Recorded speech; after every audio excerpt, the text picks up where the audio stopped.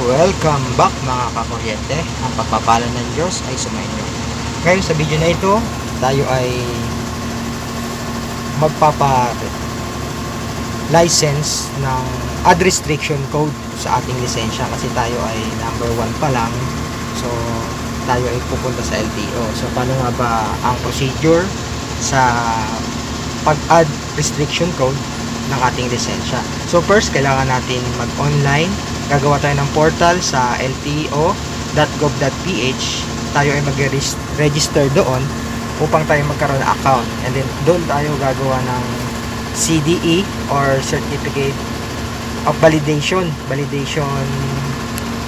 So, madali lang naman yung exam na yon. So, kayang-kaya natin ipasa. Ang passing is nasa 60%. Pag naipasa natin yon, dali na tayo mag-proceed sa LTO. Ngayon, ano ba mga requirements? So, kailangan natin ng medical, latest. Yung, sa LTO, meron na rin yung medical. Tapos, magpapalista tayo doon. And then, magbabayad tayo. Then, after natin magbayad, pag kumpleto na yung papers natin, diretso na tayo sa payment. So, after payment, tayo ay mag-exam. So, computer exam ito. So, written. Sasagutan natin ABC choices lang naman. So kung makapasa tayo doon, diretso na tayo sa actual driving exam. So nga pala, kailangan din pala hinihingi pala sa LTO yung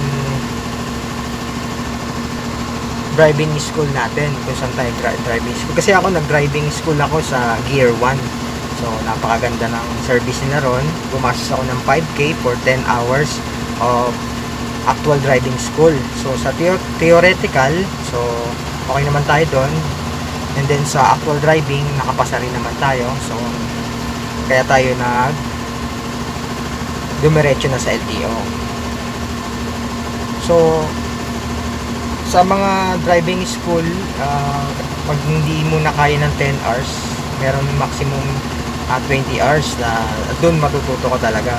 So in-encourage ko na lahat tayo ay dumaan sa driving school at doon kasi mahasa ang ating driving skills.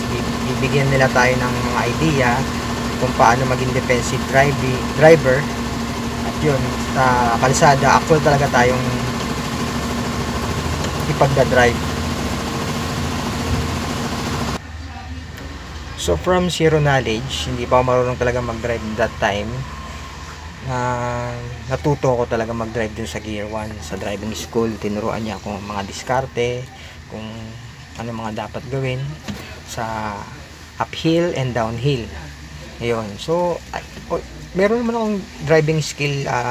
Alam ko na mag-drive dati, pero siguro 7 years ago na yun, so nalimutan ko na. So ngayon na meron tayong multicab, so kailangan natin ng additional code sa ating restriction, which is B.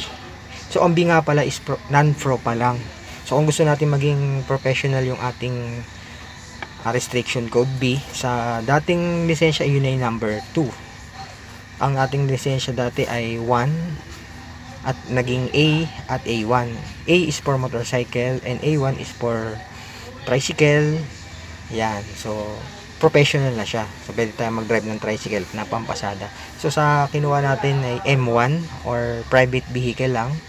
Na yun lang kinuha natin kasi private lang naman tayo magdadrive. So kung gusto natin maging professional at gusto natin mag-drive ng mga public utility vehicle, so kailangan natin kumuha ng another exam, another driving school na which is the M2 or B1 naman sa LTO.